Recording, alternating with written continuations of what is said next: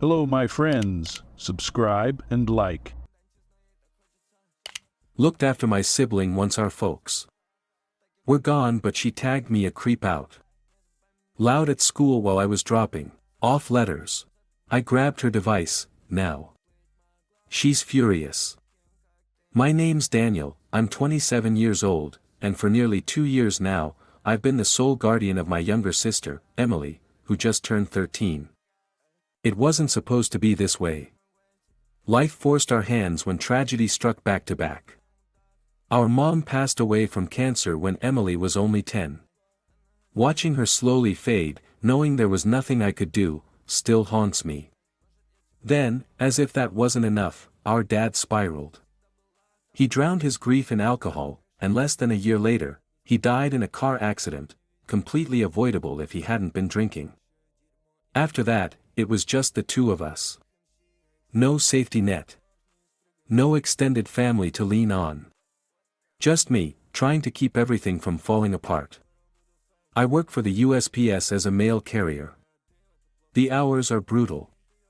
The routes are long and ever-changing. My supervisor seems to take pleasure in making things harder. Most days, I'm on my feet until after dark, and the pay barely stretches far enough to cover the essentials. I live in a tiny 2-bedroom apartment with Emily, and I'm constantly behind on bills.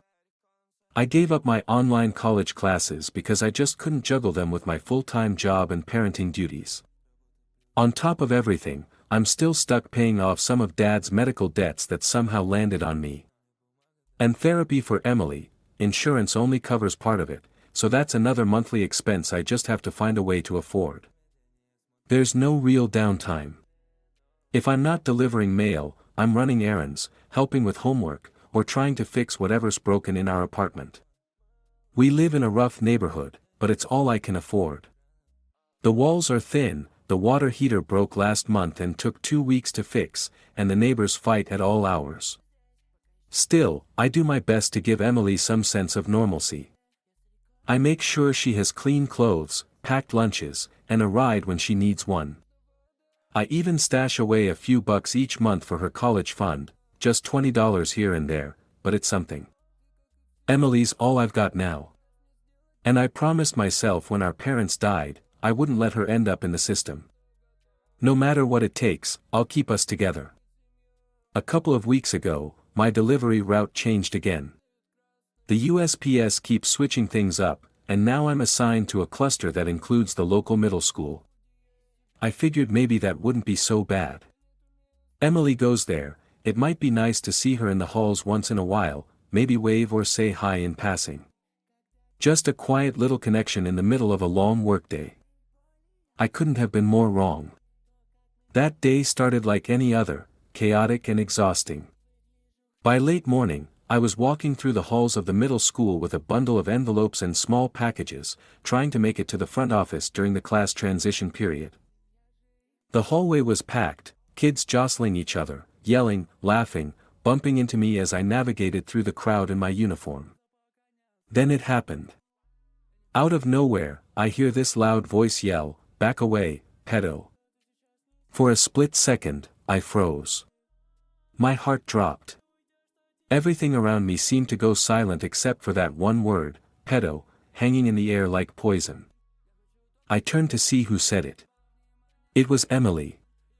She was standing there with her friend, Maddie, pointing at me and laughing like it was the funniest thing in the world. My own little sister. The one I've been sacrificing everything for. The one I tuck into bed at night and wake up early for so she has breakfast before school. My face went hot. Kids all around us started whispering and staring. I could feel the judgment in their eyes. One of the teachers, Miss Thompson, I think, came over, clearly concerned and already suspicious. I had to explain, shakily, that I wasn't some creep wandering the halls, I was a USPS employee doing my job. And that the girl who shouted at me? Yeah, that was my sister. It was just a joke. Only I wasn't laughing. Not even close. Emily just stood there with that smug little grin, like she was proud of what she'd done. No apology. No realization of the damage she could have caused. She didn't get it, how one wrong word from the wrong kid at the wrong time can destroy a man's life, especially one who works around children. I told her, as calmly and firmly as I could, to give me her phone. She looked stunned, like it hadn't occurred to her there might be consequences. When she finally handed it over, slamming it into my palm, her face said it all: rage, defiance, maybe even betrayal. But I didn't care in that moment. I was too humiliated. Too angry. Too afraid. Because that wasn't just a stupid joke. That was a loaded accusation. And it came from the one person I would literally give my life to protect. After I finished my route that day, still rattled, still replaying her words, I came home emotionally wrecked. My hands ached from the hours of sorting and delivering, but what hurt more was my heart. The look on her face when she handed me the phone, like I had somehow wronged her, was still burned into my memory. When I walked through the door, Emily was already home. She wouldn't even look at me. Just sat in her room, door cracked open, scrolling on her laptop and mumbling into her headset. Probably venting to Maddie about how mean I was for taking her phone. I didn't barge in. I didn't yell. I made her favorite pasta, a quiet peace offering, and left it on the counter. She grabbed the plate silently and disappeared back into her room. No thank you, no eye contact. But the silence was worse than yelling. It was a wall. Later, when I felt like I might explode from everything pent up inside me, I knocked on her door. She didn't say anything, just gave a shrug. I took that as permission and sat on the edge of her bed. I didn't yell. I didn't scold. I just talked. I told her what she did wasn't just a joke, it was dangerous. That one word she shouted, pedo, could have destroyed everything I've built to keep us afloat. My job. Gone. My reputation. Ruined. If the wrong person had taken her seriously, I could have been questioned, suspended, maybe even arrested. And then what? Where would she go? Foster care. Our unstable aunt on the other side of the country. She rolled her eyes. Crossed her arms. Said, "You're not my parent." That hit hard. Because no, I'm not. I never asked to be. I was supposed to be her goofy older brother, the guy who snuck her cookies and let her stay up late to watch scary movies when mom and dad weren't home. Now I'm the one paying the bills, checking her homework, making sure she's fed, safe, and has a future. So yeah, maybe I'm not her parent. But I am the person keeping her life from completely unraveling. I told her that too. That I pay for her phone, and if she keeps acting like this, I'll cancel it without blinking. Maybe not my most mature moment, but I was exhausted, physically, mentally, emotionally. She didn't say anything. Just stood up and walked out of the room. As she went down the stairs, she flipped me off. I closed my eyes and counted to 10, trying not to lose my cool. I called after her, told her I was keeping the phone another day for that gesture. All I heard in response was her rummaging through the pantry and slamming the cupboard doors. The rest of the evening passed in awkward silence, the kind where every movement feels loud.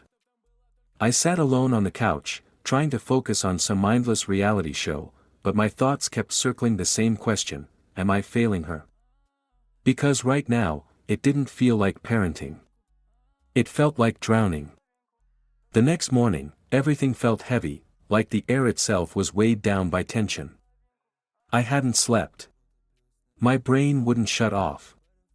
All night, I kept asking myself the same things on loop: was I too harsh? Not harsh enough? What would mom or dad have done if they were still here? God, I'd never thought I'd miss dad's old lectures, but at least he seemed to know what he was doing. Me? I'm just figuring it out minute by minute, hoping I don't screw it all up. Emily barely acknowledged me that day. She left the house without saying goodbye, slamming the door on her way out. I sat at the table, coffee in hand, staring into nothing.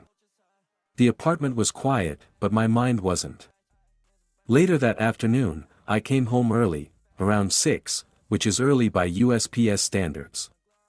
Emily was already there, hunched over her laptop at the kitchen table, headphones in. I tried again. Made dinner. Her favorite again. She grabbed the plate wordlessly and retreated back into her room. Door wide open this time, like she wanted me to know she wasn't totally shutting me out. But also not ready to talk. I watched TV, not really watching anything, flipping through channels with the volume low. I could hear fragments of her voice from upstairs, something about how unfair I was, how embarrassing it all had been. Her words weren't meant for me, but they landed like punches anyway. Eventually, I knocked on her door again. I didn't want to fight. I wanted to make her understand. She gave me the same teenage shrug, the one that says whatever, just get this over with. I sat down and told her, clearly and calmly, that what she did, calling me a pedophile in front of her classmates and a teacher, wasn't just a bad joke. It was reckless. That one stupid moment could have destroyed both our lives. My job is what pays for the food she's eating, the roof over her head, her therapy sessions, her clothes, her phone. Everything. I asked her if she even understood how serious that was. She snapped back, defensive. Who do you think you are? You're not my dad. That hit like a gut punch. I know I'm not, I said. But I'm the one who's still here. I tried to explain that I'm not trying to replace our parents, I'm just doing the best I can. I'm 27, and instead of building my own life, I'm trying to hold ours together. I didn't sign up for this, but I chose not to let her get lost in the system. That counts for something, right? I reminded her again, I pay for her phone, her food, her everything. And yeah, I told her I could shut that down anytime if she didn't start respecting the basics. That didn't go over well.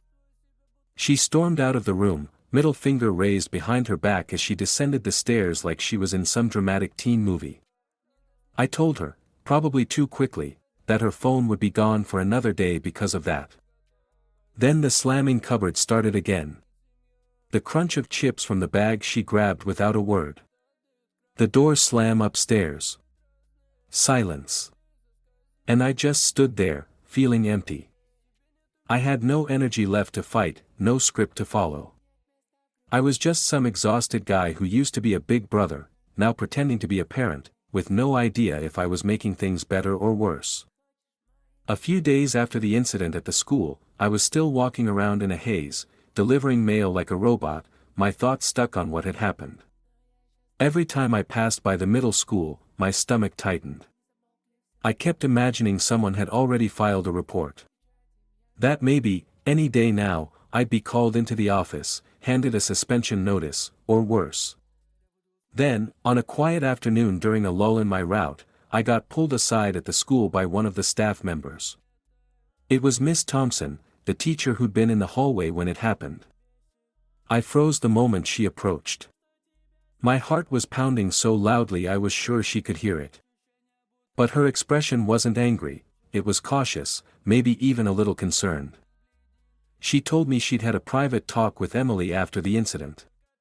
Based on what she heard from my sister, and what she saw herself, she had decided not to report it officially. Those words alone made my knees weak with relief. I nodded, trying to stay composed, but inside, I felt like collapsing right there in the school hallway. She said she understood the situation a bit better now. That Emily seemed to regret the incident, at least somewhat. But then she added something that stuck with me. If your sister says something like that again, I will be obligated to report it. She wasn't trying to threaten me, her tone wasn't harsh. It was more like a warning, or a lifeline. I nodded again and thanked her. I wanted to explain myself more, to let her know how hard things have been lately, how I'm doing everything I can just to hold things together, but I didn't have the words. Not without breaking down. She gave me a small nod, and that was it. She went back inside, and I went back to my truck, trying to catch my breath. It hit me then, harder than before, how close I had come to losing everything over a joke my sister thought would be funny. And how fragile this entire setup really is. One more slip up, and I might not get a warning. I might get a caseworker. Or a badge. And Emily? She'd be sent somewhere else. Somewhere I couldn't protect her. That moment was a wake-up call. This wasn't just about hurt feelings or teenage drama anymore. This was real. And dangerous. And I had to figure out how to make her see that, before it was too late. After everything that happened, the hallway humiliation, the silent dinners, the slammed doors, I spent the next few days going through the motions at work, worn down to the bone. 14-hour shifts. Rain-soaked socks. Another lecture from my supervisor for something I didn't even do. I'd never felt more exhausted or more alone.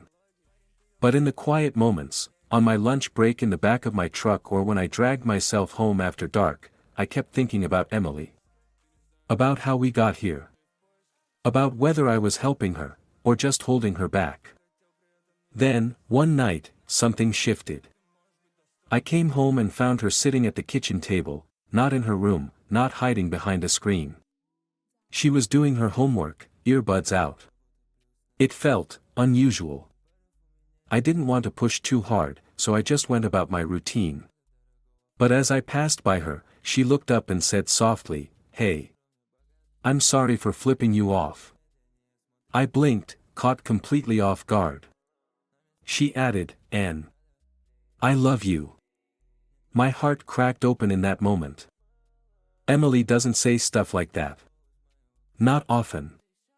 She's stubborn, proud, always trying to prove she's older than she is. But here she was, saying she was sorry, admitting something real. I sat down with her, ready to talk, not just about the hallway incident, but about everything that had been building for weeks. I told her I appreciated her apology, that it really did mean a lot. But I couldn't pretend things had gone back to normal just because of that. I needed her to understand how serious everything had become. So I brought up the attitude. The sarcasm. The constant backtalk, the eye rolls, the total disregard for boundaries. I told her that while I'll always be her big brother, right now I'm also her guardian, and that comes with expectations. I'm trying to raise her to be a decent human being, not just someone who knows how to apologize after pushing someone to the edge. Then I dropped the bomb. "I'm replacing your smartphone with a flip phone," I said. Silence. She stared at me like I'd just announced I was sending her off to military school. At first, she didn't react. Just blinked. Then came the explosion. "What? You're kidding, right?" I wasn't. I calmly explained that this wasn't just about the pedo comment, it was about the bigger picture. About her behavior. About her obsession with that phone. I'd seen how it consumed her, how she scrolled late into the night, how anxious she got if it wasn't within arm's reach. "I don't know what you're looking at," I said. "Or who you're talking to. And after everything that's happened, I can't keep pretending it's harmless." She was furious. She called it a stupid brick and said all her friends would think she was some kind of freak. She told me I was ruining her life. That she couldn't do anything without her phone. I told her the flip phone was temporary. If she could show real improvement, more respect, better attitude, we'd talk about giving the smartphone back. But with limits. Parental controls. Boundaries. She didn't say another word. Just stormed off, her whole body radiating rage. Later that night, I found the flip phone sitting on the counter where I'd left it. She hadn't touched it. Just glared at it like it had betrayed her. But I wasn't backing down. I wasn't doing this to punish her. I was doing it to protect her, from the internet, from herself, and yeah, from the consequences of things she clearly didn't yet understand. There's something I haven't told many people, not even most of my coworkers. Honestly, I'm still figuring out what it even means for me. But I think it matters here. It's part of why this whole parenting a teenager while holding down a crushing job thing feels even harder than it already is. A few months ago, I was diagnosed with autism spectrum disorder. I'd spent years wondering why certain things overwhelmed me so easily. Why I struggled with communication in tense moments. Why I fixated on routines. Why I sometimes shut down completely when things got emotionally chaotic. Getting the diagnosis didn't magically make life easier, but it did explain a lot. It gave me a bit of relief, actually, finally knowing there was a name for what I'd been quietly wrestling with my whole life. But I didn't want to make a big deal of it. I didn't want people to look at me differently or treat me like I was broken. So I kept it mostly to myself. I told my therapist. A couple friends, quietly. Not even Emily, until she overheard a phone conversation I had one night while venting to someone. At first, she didn't say anything about it. But during an argument, one of those tense moments when her defiance was peaking, she threw it in my face. I don't even remember exactly what I said to set her off. I think I was reminding her about the new phone limits or asking her to do a chore. But suddenly, she snapped. "Oh, what, is this about your autism or whatever? Are you gonna melt down now?" She said it with such casual cruelty, like it was just another card to play to win the fight. I froze. I didn't even know how to respond. It was the first time I'd ever felt small in front of her. And this time, not because she'd embarrassed me in public, but because she'd taken something vulnerable, something deeply personal, and turned it into a weapon. I didn't yell. I didn't say anything clever. I just left the room. Sat at the kitchen table for a long time, feeling drained and alone. I wasn't angry, at least not in the traditional sense. I knew she was hurting. I knew teens lash out. I knew she'd lost our parents and was probably carrying grief she didn't even know how to name. But it still hurt. Badly. It was a reminder that while I'm trying to be her guardian, mentor, protector, I'm also still figuring myself out. Still carrying my own unhealed stuff. Still trying to function in a world that doesn't make much sense on the best of days. I don't expect her to fully understand that. But I hoped she wouldn't use it to cut me down. After the flip phone showdown, things stayed tense between us for a while. Emily barely spoke to me. I tried not to push, giving her space, even though I hated the silence. I'd text her from work, just little check-ins, like, "How was school?" or "Need anything for dinner?" But I'd get nothing back. Then one day, I realized something. Of course she wasn't texting me. She didn't have her phone. It made me laugh a little, bitterly, but still. I was so exhausted from work, running on caffeine and stress, that I'd forgotten she was off-grid by my design. When I got home that night, she was sitting at the kitchen table, doing her homework. No earbuds. No screens. Just her and a notebook. It wasn't exactly a heartwarming moment, but it was something. Progress. Then, the next morning, I noticed something else, a bowl and spoon in the sink that hadn't been there the night before. A peanut butter jar left open on the counter. When I checked the fridge, I saw she'd made herself a sandwich and packed it into a container. She was taking care of herself, at least in the little ways. Not slamming doors. Not flipping me off. Not calling me names. Just existing. Quietly. But intentionally. A few days later, I noticed the flip phone had disappeared from the counter. She'd left it untouched for nearly a week, treating it like it was radioactive. But now it was gone, and I saw the charging cable plugged into the wall. She wasn't thrilled about it, clearly, but she was using it, probably texting Maddie with whatever barebones T9 system that thing had. I caught her glaring at the phone once, like it had betrayed her, but she didn't say anything. Didn't hand it back. Didn't rebel. She was tolerating it. Begrudgingly, sure, but tolerating it. Meanwhile, I kept trying to keep our routine intact. I still made breakfast before work. Left her notes on the counter. Have a good day. Don't forget your science folder.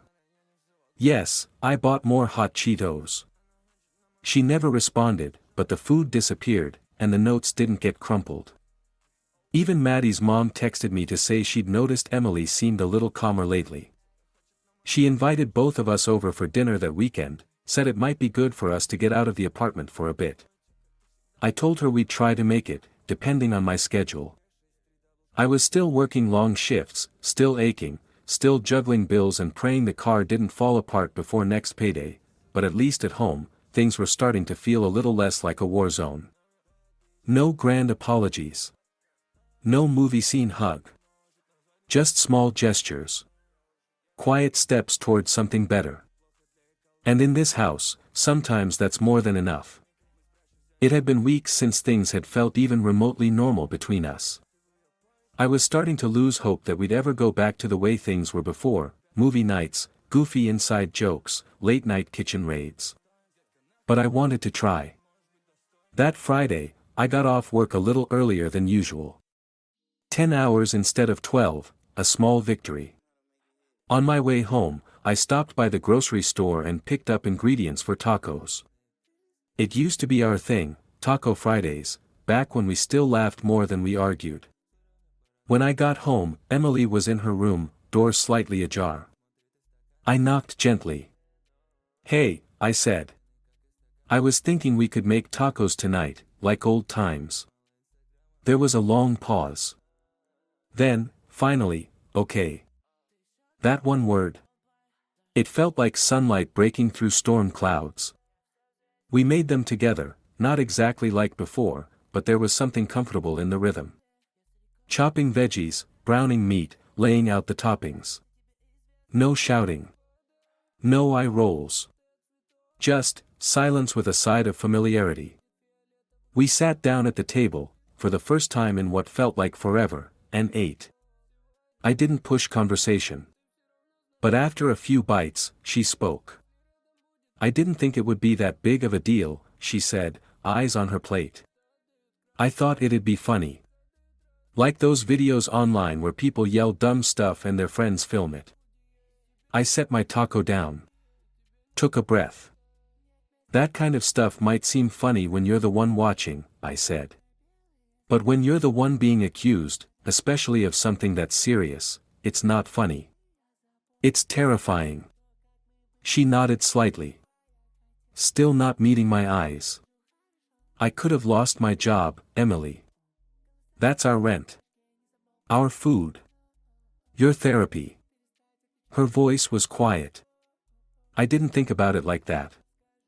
I told her I believed she wasn't trying to hurt me, not really. That she was just trying to get a laugh, maybe look cool in front of her friends.